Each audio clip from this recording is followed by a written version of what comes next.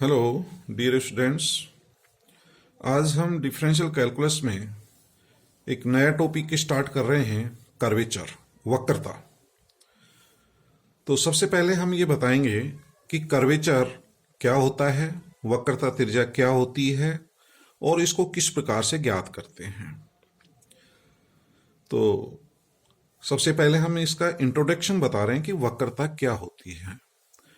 Dear students, हम हमारे daily life में सड़क पर चलते हुए आपने देखा होगा कि चेतावनी लिखी हुई होती है, सावधान, आगे घुमावदार मोड़ है या विकट मोड़ है, कृपया धीरे चलें, दुर्घटना से देर भली। तो इस तरह की चेतावनी आपने देखी होगी। तो मैं जो है आपको तीन जो है मोड़ या घुमावदार मोड़ बनाए गए हैं या तीन वक्र बनाए गए हैं, इनको आप वक्र भी समझ सकते हैं। एक घुमाव ये बनाया गया है, एक घुमाव आपको ये दिखाया गया है और तीसरा घुमाव ये दिखाया गया है। तो इस तरह से इन घुमाव को मैं तीन वक्र मान सकता हूं, C1, C2, C3। तो आप इस फिगर में देख रहे हैं कि दूसरे वक्र का घुमाव फर्स्ट वाले वक्र से ज्यादा है, यानी कि दूसरा जो वक्र है वह फर्स्ट वक्र की अपेक्षा अधिक नुकीला है या उसका घुमाव फर्स्ट वाले से ज्यादा है। थर्ड वक्र को देखें तो यह पूर्व के दोनों वक्रों से अधिक नुकीला है या इसका घुमाव इन दोनों वक्रों से ज्यादा है। तो ये वाला जो घुमाव दिखाई दे रहा है यह बहुत ही ज्यादा घुमाव है, बहुत ही नुकीला है। और इस तरह से सड़क पर यदि कोई घुमाव होता है, बहुत ज्यादा होता है, तो वहां बहुत ही सावधानी बरतनी पड़ती है आप लोगों को, क्योंकि ये घुमाव बहुत ज्यादा है। तो डियर स्टूडेंट्स, हम समझने के लिए ये कह सकते हैं, ये जो घुमाव दिखाए गए हैं आपको, ये जो बेंडिंग दिखाया गया है, यह घुमाव या बेंडिंग ही हमारी वक्रता या कर्वेचर कहलाती है। तो कर्वेचर एक तरह से घुमाव है, बेंडिंग है किसी भी वक्र का, और जितना ज्यादा घुमाव होगा उसका उतना ही वक्रता अधिक होगी।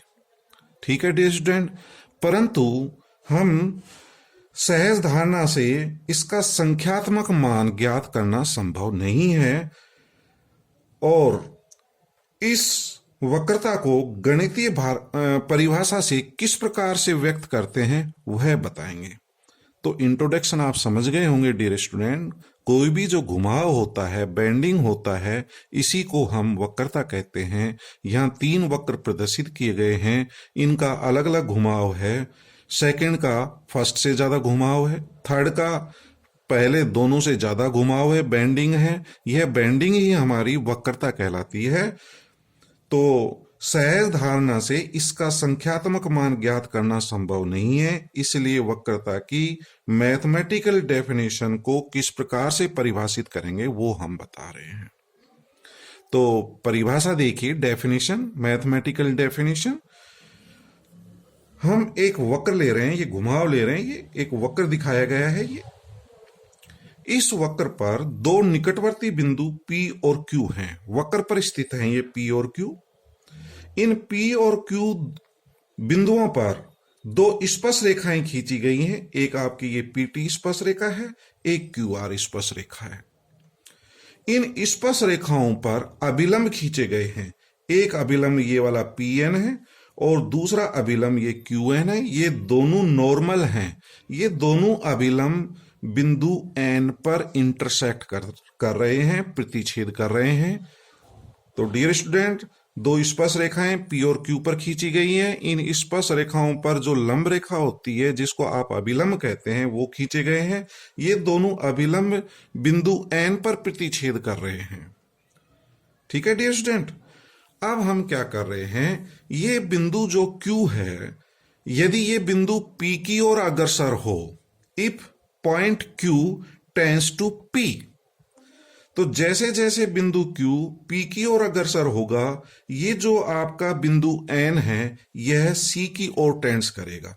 ये वाली जो आपकी जो है नॉर्मल है, ये Q पॉइंट जैसे जैसे P की तरफ बढ़ेगा, ये वाला जो नॉर्मल है, तो Q मान लीजिए आपका यहां आ गया, तो ये N जो है ऊपर की तरफ बढ़ेगा, और जब पॉइंट Q P पर आ जाएगा तो N बिंदु टेंड्स टू C, N बिंदु जो है C पर आ जाएगा। कब? जब Q पॉइंट P पर आ जाएगा। ठीक है डियर स्टूडेंट, तो when Q tends to P then N tends to C। तो ये जो हमारी CP है, ये वाला जो CP है, यदि C को सेंटर मान करके हम CP त्रिज्या का एक वृत्त खींचे, C को सेंटर मान करके CP त्रिज्या का एक वृत्त खींचे, ये वाला तो सेंटर हो जाएगा, और इतनी रेडियस का हम एक वृत्त खींचे, इस प्रकार से एक वृत्त खींचे, तो यह वृत्त वक्रता वृत्त कहलाता है, सर्किल ऑफ कर्वेचर कहलाता है। CP उसकी त्रिज्या कहलाती है, जिसको हम रेडियस ऑफ कर्वेचर वक्रता त्रिज्या कहते हैं। तो डियर स्टूडेंट, यदि C को सेंटर मान करके CP त्रिज्या का एक वृत्त खींचे, तो यह वृत्त वक्रता वृत्त कहलाता है, सर्किल ऑफ कर्वेचर कहलाता है, और CP उसकी वक्रता त्रिज्या कहलाती है, रेडियस ऑफ कर्वेचर कहलाती है। अब वक्रता क्या होता है? इस रेडियस ऑफ कर्वेचर, वक्रता त्रिज्या का व्युत्क्रम, reciprocal of radius of curvature is called curvature.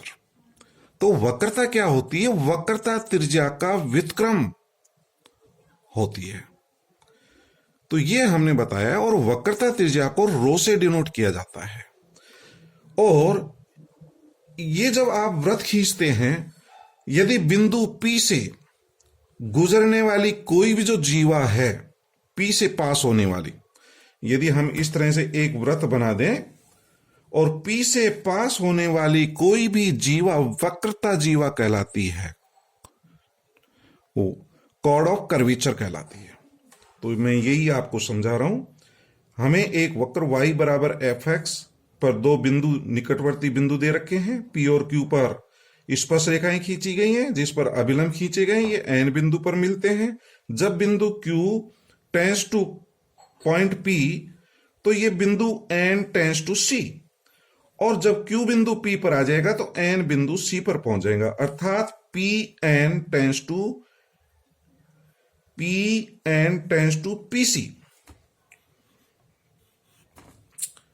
PN tends to PC। यदि C को केंद्र मानकर CP त्रिज्या का एक वृत्त खींचा जाए, तो यह वृत्त बिंदु P पर वक्रता वृत्त, सर्किल ऑफ कर्वेचर कहलाता है। दूरी CP, ये जो CP है, ये वक्र की वक्रता त्रिज्या कहलाती है, रेडियस ऑफ कर्वेचर कहलाती है, जिसको रो से व्यक्त किया जाता है।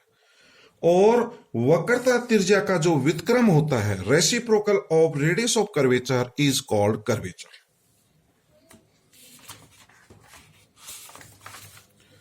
ठीक है डियर स्टूडेंट, तो रेडियस ऑफ कर्वेचर को रो से व्यक्त करते हैं, 1/CP, अर्थात CP दूरी का व्युत्क्रम, रेसिप्रोकल ऑफ CP को बिंदु P पर कर्वेचर कहते हैं।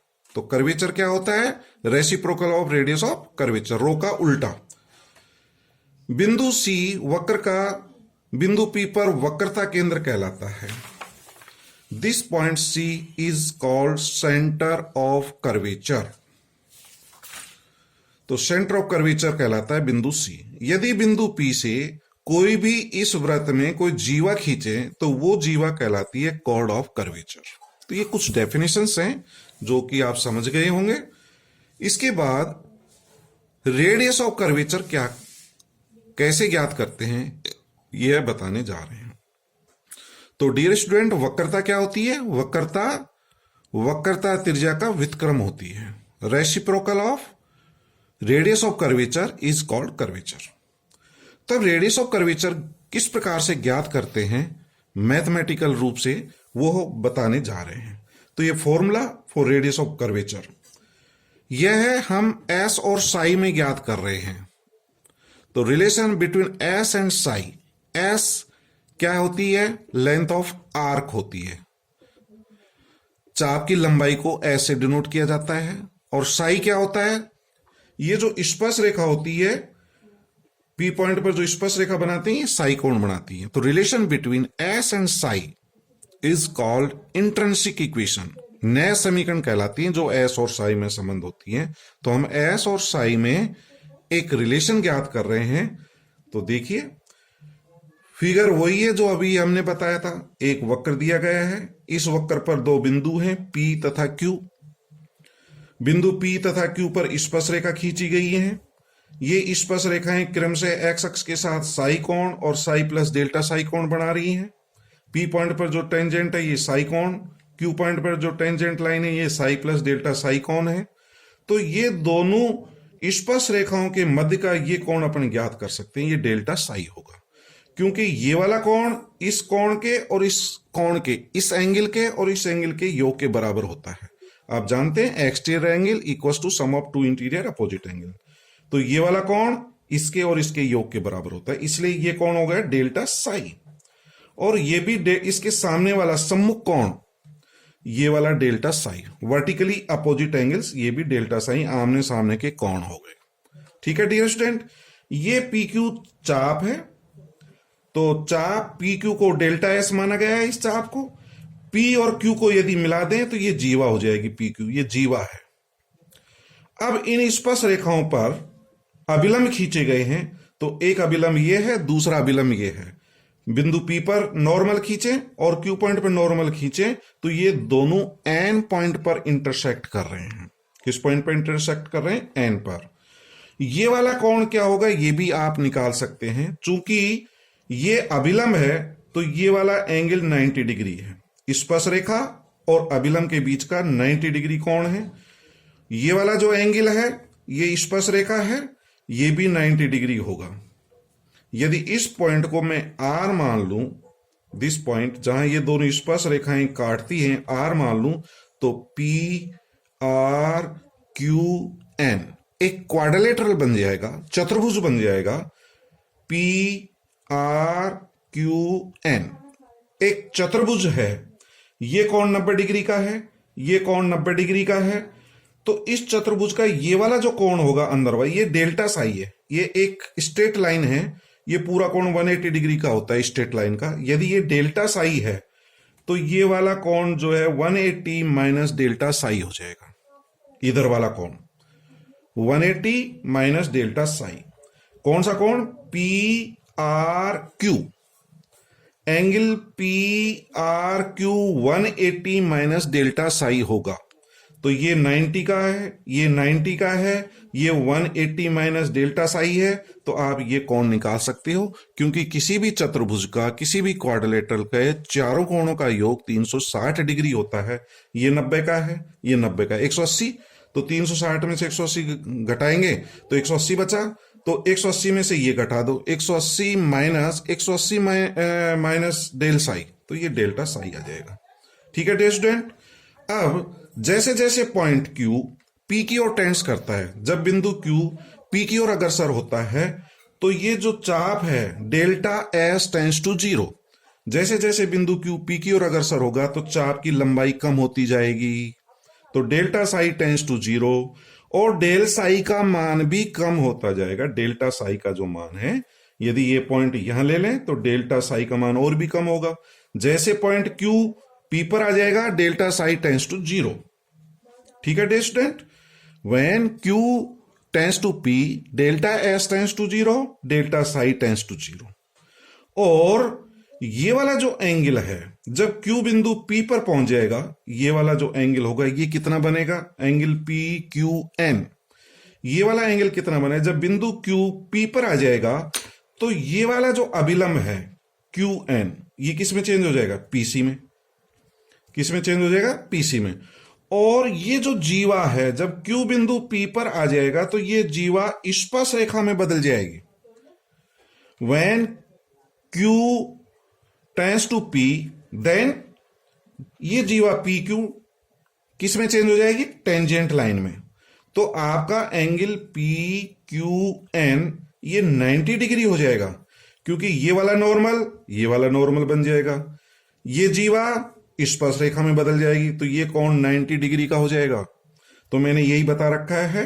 देखिए, जब बिंदु Q टेंस टू P तो del S tends to 0, del psi tends to 0 और PN tends to PC, PN tends to PC और एंगल PQN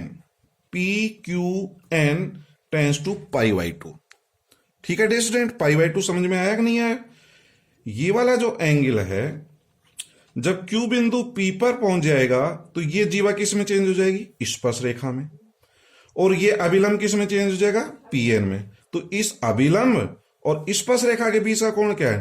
π/2। तो ये π/2 में चेंज हो जाएगा। ठीक है, अब हम जो है एक त्रिभुज ले रहे हैं, त्रिभुज PNQ, ये वाला ट्राइंगल ले रहे हैं। और एक आपने साइन फॉर्मूला पढ़ा होगा, ज्या सूत्र, साइन फॉर्मूला PN। यदि ये वाली अपन जो है भुजा लेते हैं, साइड लेते हैं PN, तो इसके सामने का कोण क्या है? PQN। इसके साथ साइन लगा देंगे तो PN अपॉन साइन, इसके सामने का एंगल, PN के सामने ये वाला एंगल है PQN इक्वस टू जीवा PQ, ये PQ ले लिया, जीवा PQ के सामने का कोण है डेल्टा साई यानी कि PNQ, तो साइन PNQ। तो ये ज्या सूत्र आपने पढ़ा होगा, साइन फॉर्मूला। तो साइन फॉर्मूले से हम ये लिख सकते हैं, PN लिखा, उसके सामने का कोण लिखे, उसके साथ साइन लगाएं, ज्या लगा दें, जीवा PQ upon sine delta Sai. Delta Sai कोण क्या है? PNQ। इसको डेल्टा साई लिखा जा सकता है, इसलिए PN equals to cross multiply कर दें, जीवा PQ upon sine delta psi into sine PQN। ठीक है डियर स्टूडेंट, इसको मल्टीप्लाई कर देना, ये प्राप्त हो जाएगा। ये कंडीशंस मैंने बता दी है। अब मैं लिमिट ले रहा हूं, जब बिंदु Q टेंस टू P, तो दोनों तरफ लिमिट ले लें, Q टेंस टू P, इधर भी और इधर भी। तो limit Q tends to P, PN आ जाएगा, equals to limit Q tends to P, ये वाला आ जाएगा। अब इसकी वैल्यू निकालनी है, कैसे? इसको क्या लिखा जा सकता है? डेल S से जीवा PQ अपॉन डेल S से मल्टीप्लाई और डिवाइड कर दें, डेल्टा S, फिर डेल साई से भी मल्टीप्लाई और डिवाइड कर देना। तो इसको जो है हम ये लिख सकते हैं लिमिट निकालने के लिए, क्योंकि जीवा की लिमिट निकालने के लिए आपने एक रिलेशन किया था, रिलेशन किसमें? जीवा में और चाप में। ये हम पहले वाले चैप्टर में पढ़ चुके हैं, जीवा में और चाप में एक रिलेशन पढ़ा था, इसलिए जीवा के नीचे तो आपको लिखना है चाप, चाप डेल्टा S लिखेंगे तो यहां delta S। Sign delta psi की लिमिट निकालने के डेल्टा साई से मल्टीप्लाई और डिवाइड कर दें, क्योंकि इसकी लिमिट का मान निकल जाएगा, इनटू साइन PQN। अब आप जब limit Q tends to P है तो इसका मान बता सकते हैं। जीवा में और चाप की लंबाई में जो अनुपात होता है वो 1, इसकी लिमिट का मान 1 हो जाएगा। इसकी लिमिट का मान जब Q टेंस टू P है तो डेल्टा साई टेंस टू 0, तो ये ds अपॉन डी साई हो जाएगा। Limit delta psi tends to 0, Q tends to P, तो यहां डेल्टा साई टेंस टू 0 लगा दें। इसमें भी limit Q tends to P का delta psi tends to 0 into limit Q tends to, सारी ये जो लिमिट है अलग अलग लिख दी गई है, इसके साथ लिमिट, ये लिमिट और ये लिमिट, ये लिमिट। इसके साथ limit Q tends to P को मैंने डेल्टा साई टेंस टू 0 लिख दिया, इसमें डेल्टा साई टेंस टू 0 और limit Q tends to P, इसकी लिमिट का मान 1 हो जाएगा। ये लिमिट ds अपॉन डी साई होती है, ये लिमिट 1 होती है, जैसा आप जानते हैं limit delta psi tends to 0, del psi upon sine delta psi की लिमिट, इसकी लिमिट का मान 1 और साइन, और ये एंगल हो जाएगा π/2, PQN टेंस टू π/2। तो ये साइन π/2, साइन π/2 की लिमिट 1 होती है, तो ये ds अपॉन डी साई, किसका मान आ गया? PC।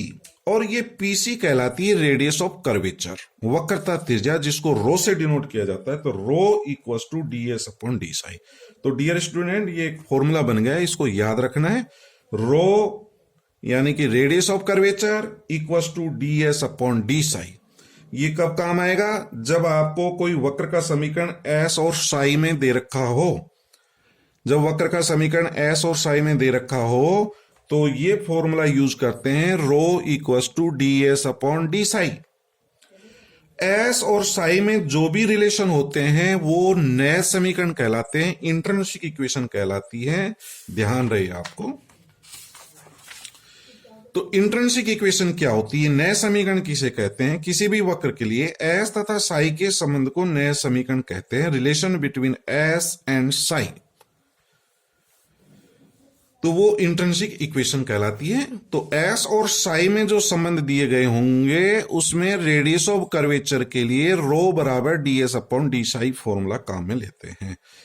तो इस पे जो है बेस्ड क्वेश्चन देखें, find the radius of curvature of the point S I on the following curve. यहां 3 वक्र दे रखे हैं, S equal to 4a sine psi, S equal to c log sec psi और S equal to a log cot pi by 4 minus psi upon 2। तो आप देख रहे हैं ये भी एस और साई में रिलेशन है, ये भी एस और साई में रिलेशन है, ये भी एस और साई में रिलेशन है।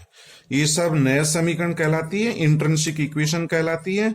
और इंट्रिंसिक इक्वेशन का रेडियस ऑफ कर्वेचर निकालने का फॉर्मूला आप पढ़ चुके हैं, ds अपॉन डी साई। तो इसमें एस का साई के रेस्पेक्ट में डिफ्रेंशिएशन कर दें, जो आएगा उसको हल कर लें, वही हमारा रेडियस ऑफ कर्वेचर होगा। ठीक है डियर स्टूडेंट, तो ये फॉर्मूला आपको याद रखना है, rho equal to ds upon D psi. तो फर्स्ट पार्ट देखें, S equal to 4a sine psi है, तो differentiate with respect to psi, ds upon D psi equal to 4a sine psi का कॉस साई। तो ds upon D psi ही हमारा rho कहलाता है, rho equal to 4a cos psi. तो ये इसका आंसर हो गया। इसका आंसर दूसरी फॉर्म में भी लिख सकते हैं, this can be written as 4a under root 1 minus sine square psi लिखा जा सकता है। इसको कॉस साई को लिखा जा सकता है under root 1 minus sine square psi, और साइन साई का मान इस समीकरण से अपन रख सकते हैं 1 से। समीकरण 1 से मान साइन साई का यदि इसमें रख दें तो S square upon 16a square, ये भी लिखा जा सकता है आगे हल करना है तो। ठीक है डियर स्टूडेंट। दूसरा S equal to c log sec psi है, तो इसका भी डिफरेंशिएशन कर लेना विद रेस्पेक्ट टू साई, तो हमारा rho equal to c tan psi प्राप्त हो जाएगा। लास्ट जो पार्ट है वो देखें, S equal to a log cot pi upon 4 minus psi upon 2, तो इसका भी डिफरेंशिएशन करना है विद रेस्पेक्ट टू साई, और हल करने पे जो आंसर आएगा वही रेडियस ऑफ कर्वेचर होगा। तो ds upon D psi equal to a log x का आप जानते हैं 1 अपॉन x होता है, तो 1 upon cot pi upon 4 minus psi upon 2। Cot का क्या होता है minus cosec square pi upon 4 minus psi upon 2, फिर इसका करेंगे पाई अपॉन 4 का 0, इसका करेंगे माइनस 1 अपॉन 2, तो ये माइनस माइनस प्लस हो जाएगा। कोट को और इसको जो है ना कॉस और साइन में बदल लेना, तो हमारा ये प्राप्त हो गया a, कोट को लिखेंगे कॉस अपॉन साइन, साइन ऊपर चला जाएगा, और कोसेक स्क्वायर को 1 अपॉन साइन स्क्वायर, एक साइन कट जाएगा, तो 2 sine pi upon 4 minus psi upon 2 और cos pi upon 4 minus psi upon 2। Dear student, एक फॉर्मूला जानते हो आप, 2 साइन थीटा कोस थीटा क्या होता है? 2 sine theta cos theta sine 2 theta होता है, तो साइन 2 इसका डबल कर देंगे, 2 से गुणा कर देंगे, तो पाई अपॉन 2 माइनस साई, और sine pi by 2 minus theta जो है कोस थीटा होता है, इसलिए रो इक्वल टू ए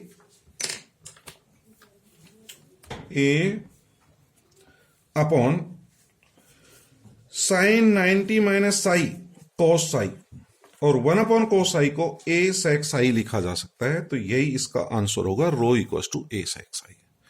ठीक है dear student, okay, thank you.